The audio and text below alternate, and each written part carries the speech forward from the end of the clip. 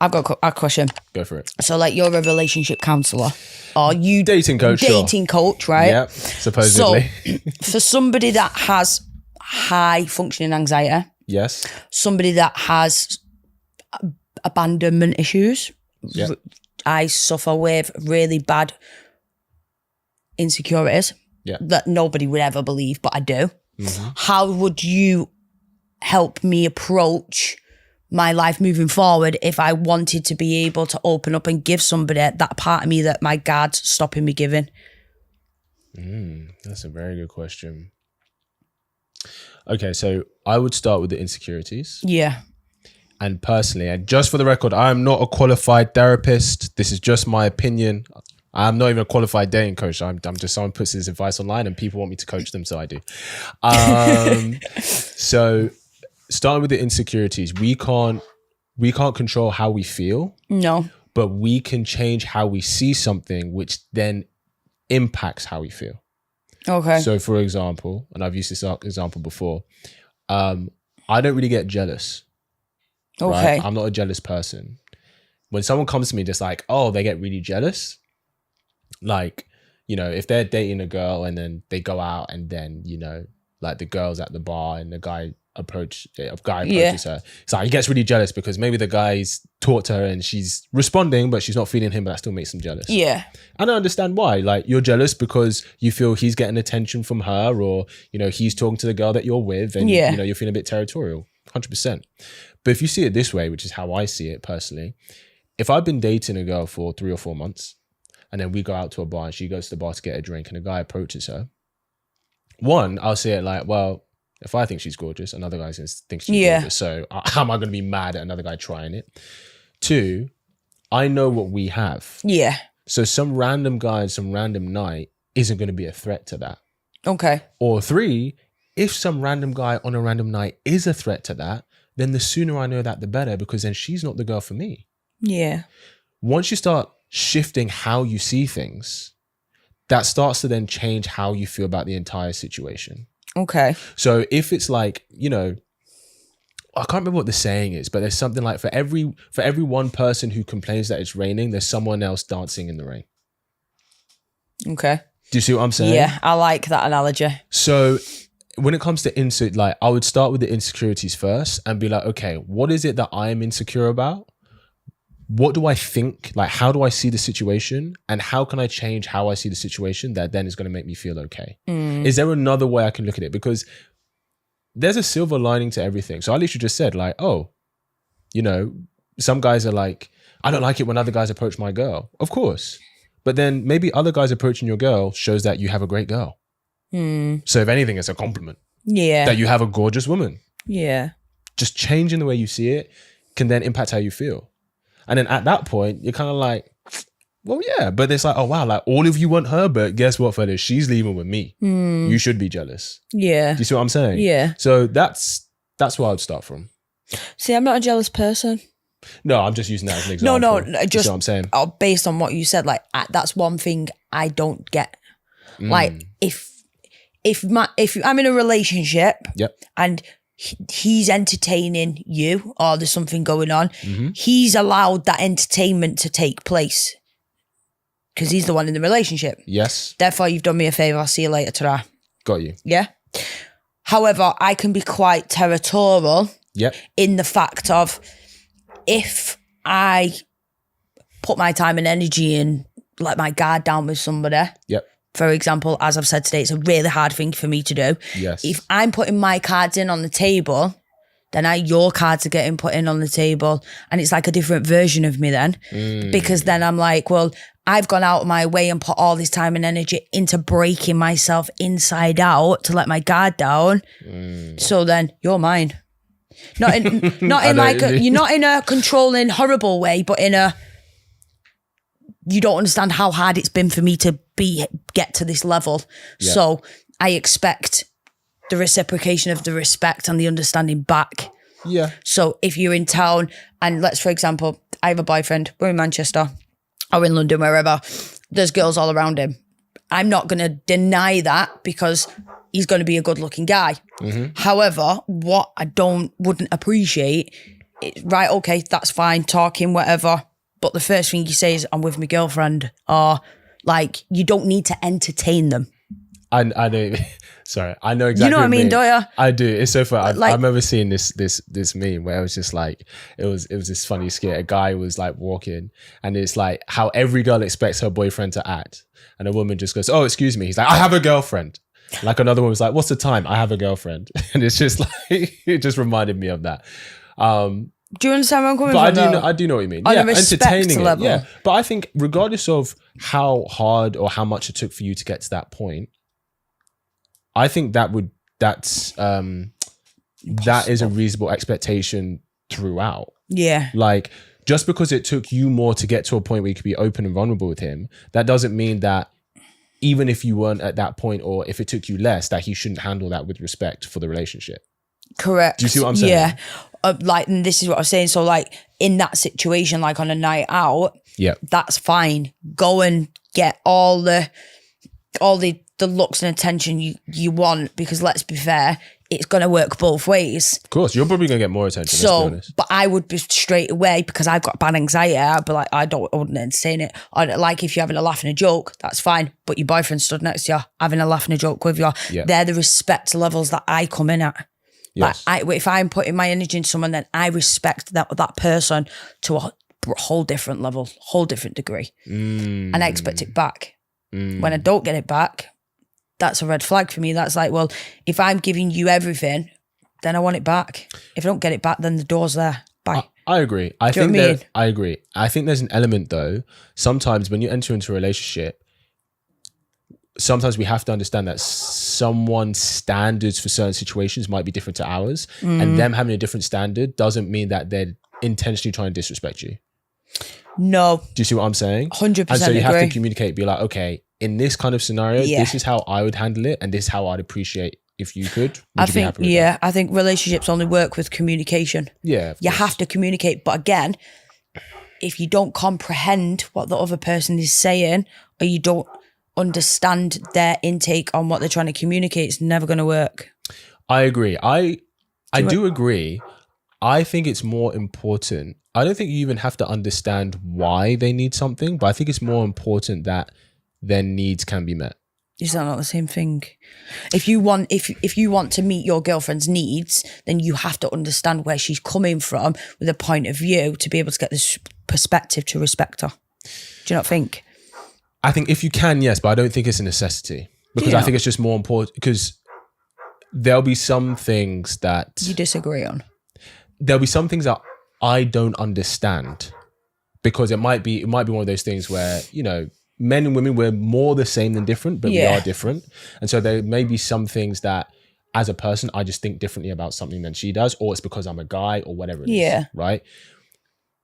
It doesn't, it's not a necessity for me to understand, so long as if I know what the need is and I can fulfill and I choose to fulfill that need, that's what's important. Because like, for example, like,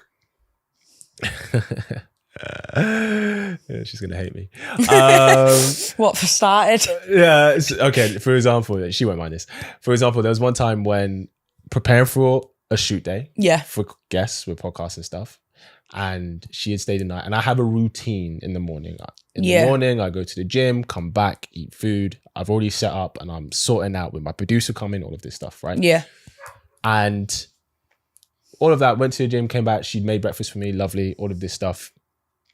And obviously I'm getting into work mode. Yeah. I'm getting into professional mode. Yeah. And I think this was one of the first times that that I was with her in work mode. Okay. Right, at home. Yeah. Like she'd come to like premieres and press nights with me and stuff, but like for the podcast and stuff, for the channel. And out of nowhere, my producer, he was there, who vouched for this. Out of nowhere, it was like she was supposed to be leaving and stuff like that. And it was like, a fight just kind of started, like this whole argument or disagreement. Like she felt like I wasn't kissing her goodbye and I wasn't doing this or whatever. And I'm like, for me, I'm like, what's going on? What is this? And then after the fact, and bless her, I love her dearly.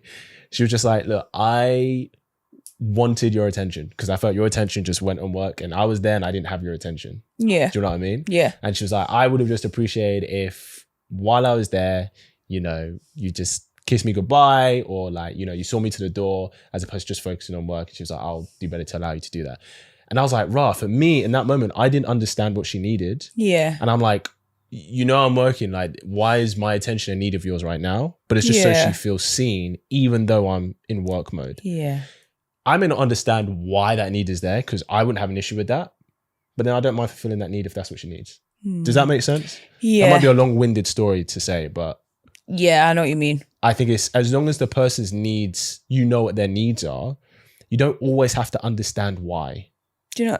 See, I agree, but I do think that there has to be some form of comprehension between the communication between you both to be able to understand how to fulfill the needs.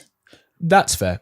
Do you know what I mean? That's fair. Like, if you don't listen to what they're saying and understand what she's saying, then you're not going to take that on board. It's not going to affect you internally on an emotional level to the point where you want to change, you want to fulfill the need to make her happy. Because if, for example, that story, she didn't really mean anything, so you wouldn't have been bothered. You wouldn't have wanted to help her overcome the issue. Sure. Do you know what I mean? Yeah. So therefore you've comprehended what she said and you've actioned on it. Yeah. I get that. You know what I mean, obviously, the more you can understand, the better. Yeah. But I think sometimes people are like, why don't you understand? It's like, well, as long as I know what the need is, or as long as you know what the need is, then you might be able to move forward with that. Yeah. Let me ask you one more thing. What's a double standard that you'd have for the guy that you'd be with? In what respect? As in, is there something you would expect him to do that you wouldn't require yourself to do? No. I honestly believe if it's good for me, it's good for you. If I don't do it, you don't do it. It's got to be a full-on mutual level of respect. Respect, 100%. But I mean, I guess in terms of what they would bring to the relationship. So for example, you know how you're like, could you be with someone who has ADHD, etc.? Could you handle someone else's damage? You could? Yeah, that'd be brilliant. Imagine that, both doing sit-ups at 3 a.m. Because you wouldn't have to tiptoe around the house, would you, and be quiet? You'd be like, right, come on, squat time. I feel like this would be like the perfect match made in heaven. Oh, find me someone disaster. With ADHD. Oh, God, imagine that. Okay, imagine ADHD, but you said you're high functioning or high achieving? High functioning. What's the other version? I don't know. Is there another one? I don't know. As old as only me. I get 2 hours sleep a night, and honestly, I'm making noodles at 3 o'clock. Okay. It's really bad. So could you provide that space for someone when maybe to you they might be being erratic or irrational, or they're doing something that's like driving you up the wall, but it's because of a condition that they have? See, I'm quite diplomatic, and because of I work with mental health and stuff like that, I am a talker. I like to talk out problems. Okay. If there's an issue, sit down, we're fixing it. It's that simple. If we're not fixing it, what we're doing? Do you know what I mean? It's about growth. It's about development. And I always find that if people, or if I was in a relationship and the other person was struggling, I would become their safe space, because I do the therapy and I do the counselling. So they get a bit of everything in one. I'm a very patient person. I'm a very understanding person. Like, literally, I was in a relationship once, and for a very long time, actually. And when I found out eventually that he was cheating and doing this, that and the other, the first time, went bananas. I hit the roof. And then my mum said to me, you're not going to leave him. Let him cheat in peace. But why are you doing that? Make sure you're growing and you're sorting yourself out. And I did. And then I thought, right, I'm not going to leave, so I'll carry on. Anyway, got to a point where I was sat down and I was like, listen, what are you doing? Like, let's talk about this, because there's clearly a breakdown between me and you. So let's work out the problem. Let's go our separate ways, because there's no point being at each other's throats and carrying on. It's silly. Yeah. So for me, I would like to believe that I am quite an understanding person when it comes to a relationship. Like, you can sit down and tell me if I'm the problem, because 99% I am, because I've got ADHD. I'm up and down. So you tell me I'm the problem, I will go away and I will fix that problem. If I can't fix that problem, I will ask you to help me fix that problem or help me understand more about that problem.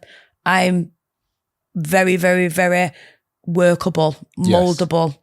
Like, I will help you if you're having a down day, because I know what down days are like. I will help you if you ADHD'd up. No problem. Let's go for a run for 3 hours together. Yeah. I am one of them people, because it takes me so long to let my guard down and be comfortable around a person. Once I'm in, I'm in. Sure. So I will literally be loyal to the point where I've probably got no teeth left because I've grinded them down through stress. Do you know what I mean? Yeah. Like, I'm one of them. I don't believe in giving up. I believe in, if you're both putting your cards in, fix it, because nothing's perfect. 100%. You don't know anyone. Like, you could be in a relationship for 3-4 years. You still don't know that person. They could still be harboring their deepest, darkest secrets. Very true. Like, you don't genuinely, you could be sleeping next to someone for 5-6 years. They could wake up on the 7th year and go, fuck this, I'm done. Yeah. So you don't ever know at what point to get comfortable with. So there's always going to be something that's going to come out in the woodworks. So you have to be understanding.